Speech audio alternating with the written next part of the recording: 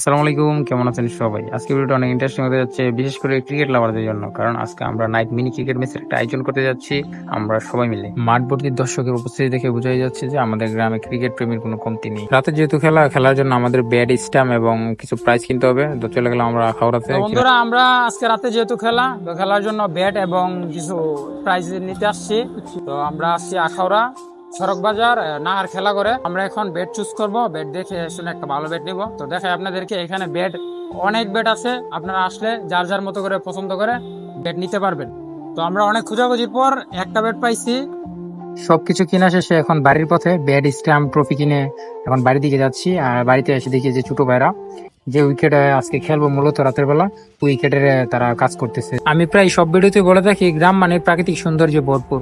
যেখানে আমরা মূলত ফিল্ডটা বানাইছি, যে ফিল্ডে আজকে খেলবো বা যে উইকেটে খেলবো, আশেপাশের পরিবেশটা দেখলে বুঝতে পারবেন যে আমাদের গ্রাম কতটা সুন্দর। তারা যে উইকেটটা বানাইছে প্র্যাকটিস করে দেখতেছি ঠিকঠাক আছে কিনা। Hello everyone, welcome to my new video. আসসালামু আলাইকুম, কেমন আছেন সবাই? আজকের দিনটা স্পেশাল, বিশেষ করে আমাদের জন্য।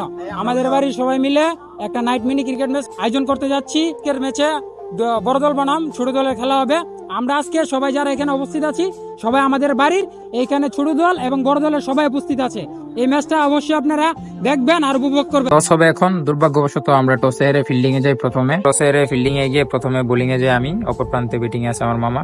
উনি শট খেলতে গিয়ে ছুঁয়ে হাঁকিয়ে আউট হয়ে প্যাভিলিয়নের পথ ধরে হাঁটেন। আমাদের বোলারদের তাণ্ডবে তাদের পর আরো কয়েকটি উইকেট জড়ে যায়, যার কারণে তাদের নাজেহাল অবস্থা হয়ে যায়। সেই অবস্থা থেকে ম্যাচের মুরগুড়ি দিয়ে এক বড় ভাই সে এসে দলের হাল ধরে এবং বড় একটা পার্টনারশিপ গড়ে তুলে, যেটা তাদের দরকার ছিল তাদের দলের জন্য। খেলা দেখে অনেকে হয়তো বা বলতে পারেন যে এখানে কোনো ভালো প্লেয়ার দেখতে পাচ্ছি না। আসলে আমরা না কেউ রেগুলার খেলি না, আমরা জাস্ট বিনোদনের জন্য খেলছি। এটা একটা সৌন্দর্য বলতে পারেন। এখানে অনেকে আমাদের মামা আছে, ভাই আছে, তারা দেশের বাইরে থেকে আসছে, জাস্ট ওনাদেরকে নিয়ে খেলছি মজা করার জন্য। প্রথমার্ধের খেলা শেষ, তারা 14 ওভার 80 রানের টার্গেট দিয়েছে। এখন আমরা ব্যাটিং এ যাব। 80 রানের টার্গেট নিয়ে আমরা ব্যাটিং এ নামি। তখন তাদের আবার বোলিং এর তাণ্ডব শুরু হয়ে যায়। তাদের বোলিং এর তাণ্ডবে আমরা এক এক অনেকগুলো উইকেট হারিয়ে ফেলি। তখন আমাদের দলে আমার এক ছোট ভাই এর দলের হাল ধরে, তার পাশাপাশি আমি সঙ্গ দেওয়ার চেষ্টা করছিলাম। কারণ আমাদের ম্যাচ জিততে হলে একটা লং পার্টনারশিপ দরকার। আমি সেটাই করার চেষ্টা করছিলাম, দেখে শুনে খেলার চেষ্টা করতেছিলাম।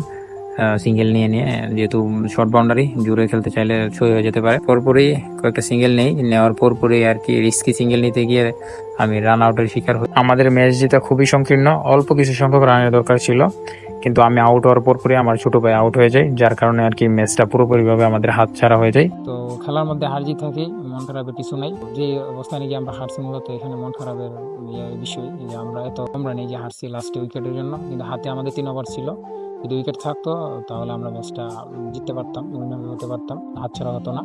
তো যাই হোক, আপনারা কি কেমন এনজয় করছেন, আমাদের পুরো ম্যাচটা উপভোগ করছেন, তো অবশ্যই আমাদেরকে কমেন্ট করে জানাবেন। সবাই ভালো থাকবেন, সুস্থ থাকবেন। আল্লাহ হাফিজ।